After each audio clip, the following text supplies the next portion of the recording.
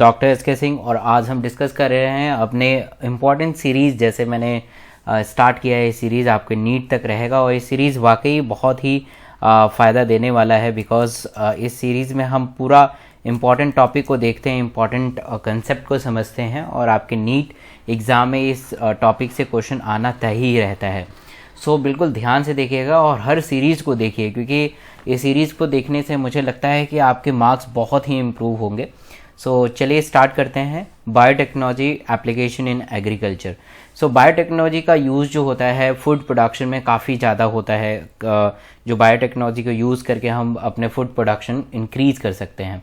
So it is use in agrochemical based agriculture, organic agriculture and genetically engineered crop based agriculture. तो तीन ऐसी चीज़ें होती हैं जो बायोटेक्नोलॉजी का एप्लीकेशन इसमें किया जाता है। बारी बारी से इन चीज़ों को देखेंगे, समझेंगे।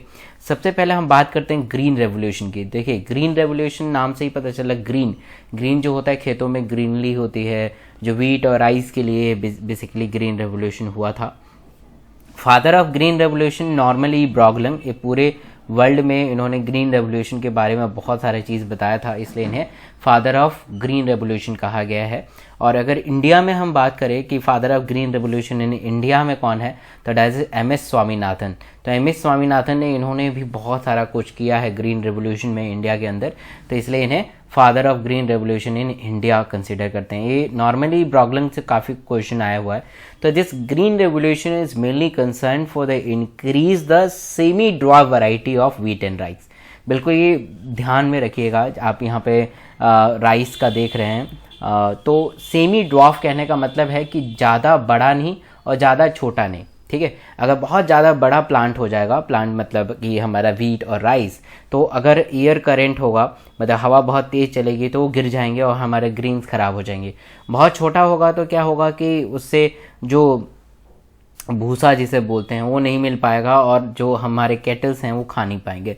इसलिए सेमी ड्वार्फ रहना इसलिए ज़रूरी है कि एक तो कैटल्स के लिए अपना प्रॉपर फूड मिलेगा, दूसरा चीज़ कि उसमें ग्रीन की कैपेसिटी बिल्ड होगी, एयर करंट से वो झुकेगा नहीं ताकि हमारे ग्रेन्स खराब ना हो जाए। तो green revolution is mainly concern for the increase the yield of semi-dwarf variety of wheat and rice. So green revolution is mainly concerned for the increase the productivity of wheat and rice plant. Okay, so it is for better management practices and use of agrochemicals like fertilizers and pesticides. तो इसमें management भी हम सिखाते हैं कि कैसे pesticides को कम करना है और कहाँ कहाँ यूज़ करना। फर्टिलाइजर्स मेनली हम ऑर्गेनिक फर्टिलाइजर्स को यूज़ करते हैं ताकि हमारे प्रोडक्टिविटी बढ़े और उससे डिजीज़ फ्री बने, प्लांट बने और प्लांट को कोई हार्मफुल इफेक्ट ना आए।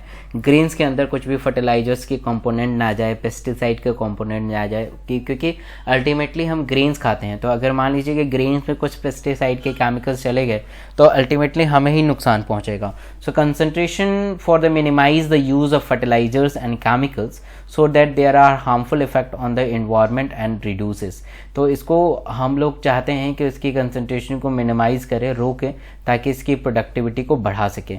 Now we talk about the genetically modified organism that is GMO and transgenic animals. देखिए, नाम से ही पता चल रहा है कि जेनेटिकली मॉडिफाई ऑर्गेनिज्म मतलब कि ऐसे ऑर्गेनिज्म जिनको हमने जेनेटिकली मॉडिफाई कर दिया है, मतलब उसके जीन को हमने कुछ छेड़छाड़ किया है और उसके जीन काफ़ी मॉडिफाई हो चुके हैं।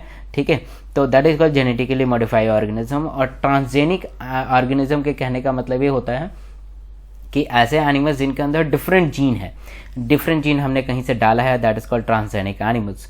तो genetically modified organism are the organism which alter their genetic material that is DNA और RNA। तो DNA और RNA के जेनेटिक मटेरियल को हमने अगर ऑल्टर कर दिया, उसकी जेनेटिक मटेरियल को हमने कुछ चेंज करके उसको और बेहतर तरीके से मॉडिफाई कर दिया, so that is called genetically modified organism, right. So what is GMO basically GMP and GMA genetically modified plants, मतलब क्या तो हम प्लांट्स को मॉडिफाई कर सकते हैं, उस प्लांट के अंदर डिफरेंट जीन्स डाल के उसको उसके मतलब फूड प्रोडक्शन को बढ़ा सकते हैं, उसको डिजीज़ रेजिस्टेंस बना सकते हैं। ठीक है, कोई भी मतलब उसे डिजीज़ जल्दी से नहीं हो सकता। और जेनेटिकली मॉडिफाइड एनिमल्स को भी हम अच्छे से इम्प्रूव कर सकते हैं, उसे डिजीज़ फ्री बना के और फिर उसको अच्छे से यूज़ कर सकते हैं। तो ये दो चीज़ें हम इसमें पढ़ेंगे। तो सबसे पहले हम जेनेटिकली मॉडिफाई प्लांट्स के बारे में देखते हैं कि हमने प्लांट्स को कैसे जेनेटिकली मॉडिफाई किया है और इसका क्या फ़ायदा हमें मिलेगा। ठीक है। तो that is advantage of genetically modified plants. और क्या एडवांटेज है जेनेटिकली मॉडिफाइड प्लांट्स का? तो they made crops more tolerate to abiotic stress. देखिए, अगर हमने किसी भी प्लांट को उसके जीन को मॉडिफाई कर दिया और उसे बेहतर तरीके से प्रोड्यूस कर दिया, तो क्या करेगा कि एबायोटिक स्ट्रेस को टॉलरेट कर सकता है। उसे बहुत ही ठंडे इन्वायरमेंट में भी रह सकता है, ड्रॉट कंडीशन में भी रह सकता है, सॉल्ट में भी रह सकता है, बहुत ज़्यादा हीट कंडीशन में भी रह सकता है। तो हर एक एडवर्स कंडीशन को टॉलरेट करने में एबल हो जाता है, सक्षम हो जाता है genetically modified plant. The reduce reliances of chemical pesticide, that is pest resistance crop है, मतलब उन क्रॉप्स के ऊपर आपको कोई भी पेस्टिसाइड डालने की ज़रूरत नहीं है, कुछ भी चीज़ केमिकल्स यूज़ करने की ज़रूरत नहीं है, क्योंकि उन्होंने जेनेटिकली मॉडिफाइड है, उन्हें कोई भी डिजीज़ नहीं हो सकता है, बेटर यील्ड प्रोडक्शन है, तो कोई भी पेस्टिसाइड डालने की जरूरत नहीं है। Therefore they are called pest resistance crop, there is no requirement of any pesticides. They help to reduce the post harvested loss. देखिए, पोस्ट हार्वेस्टेड लॉस का मतलब ये हुआ कि जैसे हमने किसान जो होते हैं, फार्मर होते हैं, गेहूं का पौधा काटा उन्होंने, राइस का काटा, तो राइस काटने समय जो ग्रेन्स होते हैं वो ज़मीन पे गिर जाते हैं, that is called post harvested loss. तो अब ग्रेन्स का जो अटैचमेंट है प्लांट से कितना है, पकने के बाद पूरा झड़ के बाहर निकल जा रहा है, तो that is called post harvested loss. तो इस जेनेटिकली मॉडिफाइड जो प्लांट होते हैं वो उनमें there is post harvested loss बहुत ही कम देखने को मिलता है। They increase the efficiency of mineral usages by the plant, this is prevent the early exhaustion of fertile soil. तो इसके सॉइल की फर्टिलिटी भी इससे काफ़ी अच्छे से मेंटेन रहती है। तो ये सारा चीज़ जेनेटिकली मॉडिफाइड प्लांट्स का एक वो है, एग्जाम्पल है। Now the enhancement of the nutrient value of the food, example vitamin A in rich rice भी प्रोड्यूस कर सकते हैं। तो एक क्वेश्चन AIPMT यहाँ पे लिखना चाह रहा था, AIPMT, ठीक है। तो AIPMT is nothing but it is a same as NEET, तो ये नीट ही है। नीट में क्वेश्चन आया था कि ट्रांसजेनिक प्लांट्स आर वंस, तो ट्रांसजेनिक प्लांट इनमें से कौन से हैं? तो ध्यान से सारे ऑप्शन को पढ़िए। They are generated by the introducing the foreign DNA into the cells and regenerating a plant from the cell. They produce after the protoplasm fusion in the artificial medium, and they grown in artificial medium after the hybridization in the field, and they produced by the somatic embryo in the artificial medium. So what is the correct answer? Please इसे आप मुझे comment करके बताएं। Let's suppose a first MCQ है, first का answer बताइए, A है, B है, C है, D है, ताकि मुझे समझ में आए कि आपने जो देखा है, समझा है, आपको समझ में आया है कि नहीं आया है। Now we talk about the BT cotton. देखिए, बहुत ध्यान से समझिएगा BT कॉटन, और बहुत ही आसान है इसे समझना। BT कॉटन जो होता है, B फॉर बैसिलस और T फॉर थ्राइनोजेनेसिस, इससे बहुत इंपॉर्टेंट ये टॉपिक है और इससे क्वेश्चन आता ही आता है। तो जो BT कॉटन है वो जेनेटिकली मॉडिफाइड प्लांट है। पहली बात कि हमने उसे जेनेटिकली जीन से मॉडिफाई कर दिया है, तो this is example of genetically modified plants. Okay, दूसरा चीज़ क्या होता है कि आप कॉटन प्लांट देख पा रहे हैं, तो ये कॉटन के आपने प्लांट कहीं गाँव में देखा होगा, तो कॉटन के ऐसे पफ बॉल होते हैं और ये गिरते हैं नीचे। तो जो फार्मर होते हैं, जो कॉटन इंडस्ट्री के फार्मर होते हैं या फार्मर जो होते हैं जिन्होंने कॉटन लगाया है, वो सारे टुकड़ी में इसे इकट्ठा करते हैं और जाके कॉटन इंडस्ट्री में देते हैं और इससे कॉटन बनता है। So this is a cotton puff, this is very important. जितना ज़्यादा पफ आएगा उतने हमारे कॉटन की प्रोडक्शन होगी, ठीक है।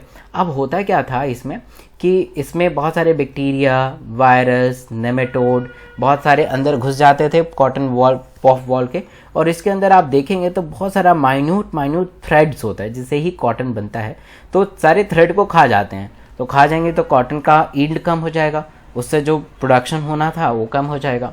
तो इसे रोकने के लिए हमने क्या किया, जेनेटिकली मॉडिफाई क्रॉप्स को इन्वेंट किया, that is called BT cotton. और बेसिलस थ्राइनोजेनेसिस क्या है? ये बैक्टीरिया है। तो यहाँ पे आप डायग्राम में देख पा रहे हैं, this is a rod shape bacteria actually. तो इस बैक्टीरिया से हमने एक जीन निकाला, इस जीन का नाम है क्राइजीन, ठीक है। इस जीन का नाम क्या है? क्राइजीन। और इस जीन को फाइनली इस प्लांट के अंदर डिलीवर कर दिया। आप देख रहे हैं ब्लैक एरो से, तो इस जीन को फाइनली हमने इस प्लांट के अंदर डाल दिया। जैसे इस जीन को प्लांट के अंदर हमने डाला तो वो जीन उस प्लांट के अंदर काम करेगा। तो काम करके उसने क्या बनाया? क्रिस्टल प्रोटीन बना रहा है। तो this cry gene produce a crystal protein inside the cotton tree, and this crystal protein get aggregate inside the cotton puff wall. और इस कॉटन पफ वॉल के अंदर ये क्रिस्टल जो प्रोटीन है इकट्ठा हो गया। अब देखिए क्या होगा कि अब सारी पफ बॉल में क्रिस्टल प्रोटीन इकट्ठा है। जैसे ही कोई बैक्टीरिया, वायरस, नेमेटोड इसे खाने आएगा तो उसके अंदर क्रिस्टल प्रोटीन घुस जाएगा, ठीक है, क्योंकि थ्रेड को खाएगा तो ऑब्वियस है इस पफ के अंदर क्रिस्टल प्रोटीन है। तो जैसे वो क्रिस्टल प्रोटीन खाएगा तो उसके मिडगट के अंदर क्रिस्टल प्रोटीन जाएगा और पूरा बैक्टीरिया, वायरस और नेमेटोड को ब्रश कर देगा, वहीं पे मर जाएगा। तो वो ज़्यादा खा ही नहीं पाएगा, जैसे आया थोड़ा सा खाया और फिर वो मर जाएगा, फट जाएगा वहीं पे। तो देखिए यहाँ पे मैंने ये लिख के बताने की कोशिश किया है। So BT toxin that is called crystal protein. अभी आपको पता है जो क्राइजीन अंदर गया था वो क्रिस्टल प्रोटीन बना रहा था। तो this crystal protein exist in inactive prototoxin. Proto मतलब पहले वाला, टॉक्सिन मतलब जहर। But once the injected the insect ingested, जैसे ही कोई इंसेक्ट उसे इंजेस्ट करता है, द इनएक्टिव टॉक्सिन, जो भी इनएक्टिव टॉक्सिन है, they are converted into the active form. जो भी इनएक्टिव होगा अब किस में बदल जाएगा, एक्टिव फॉर्म ऑफ टॉक्सिन, मतलब जहर में बदल जाएगा, due the alkaline pH of the gut which is solubilize the crystal protein. जितने भी इंसेक्ट होते हैं उनका जो गट होता है अल्कलिन होता है, जो कि इनएक्टिव टॉक्सिन को एक्टिव टॉक्सिन में बदल देता है। And this activated toxin bind to the surface of the mid gut of the epithelial cell and they created a pores, they causing the cell swelling and eventually causes the death of insect. तो जो भी insect उसे खाने आएगा उसकी मृत्यु हो जाएगी, क्योंकि उसका जो गट है बिल्कुल फूल जाएगा, ब्रस्ट हो जाएगा, उसके अंदर पोर्स क्रिएट हो जाएंगे और फाइनली वो मर जाएगा। Some strain of Bacillus thuringiensis produce a protein that kills the certain insects such as the Lepidoparents, that is tobacco budworm and army worms. क्लियोप्टाइल्स, ये सारी चीज़ जो होते हैं अलग अलग स्ट्रेन होते हैं। आपको ये ध्यान में रखना है कि क्राइजिन जो हमने बेसिलस थ्रोजेनेसिस से ऑब्टेन किया था, इसके 2-3 स्ट्रेन होते हैं। पहला cry 1 AC and cry 2 AB। Cry 1 AC and cry 2 AB, ये जो होता है ये आया हुआ क्वेश्चन है। This control the cotton ball warm. Cry 1 AB जो होता है देख कंट्रोल द कॉन्स बोरर। तो ये सीक्वेंस आपको याद करना जरूरी है। अब फिर से देखते हैं, वो पहला क्वेश्चन था, ठीक है, तो इसे मैं सेकंड लिख देता हूँ और इसको मैं थर्ड बना देता हूँ। तो सेकंड क्वेश्चन है the cry 1 endotoxin obtained from the bacillus thuringiensis are effective against nematode, mosquito, bollworm and flies. बहुत ही आसान क्वेश्चन। तो सेकंड का क्या आंसर है प्लीज मुझे बताएं। थर्ड क्वेश्चन है the bacterium bacillus thuringiensis is widely used in a complementary biology that insecticide agent for the production of dairy products, source of industrial enzyme and indicator of water pollutions। तो third का क्या answer है please मुझे बताइए। जितना आप participate करेंगे उतना ही आपको फ़ायदा है। And this question is fourth question. तो in the BT cotton the BT toxin present in the plant tissue as a prototoxin and is converted into the active toxin due to the action of the gut microorganism, presence of conversion of factor in the insect gut, alkaline pH of the gut insect and acidic pH of the insect gut। तो what is the right answer for that? तो please मुझे response कीजिए और ऐसे ही बेहतरीन जो video है the most scoring chapter for the NEET आपको हर दिन मिलेगा। और अभी पहली बार अगर इस वीडियो को देख रहे हैं तो ज़रूर चैनल को सब्सक्राइब कीजिएगा और वीडियो को लाइक ज़रूर कीजिएगा। Thank you so much.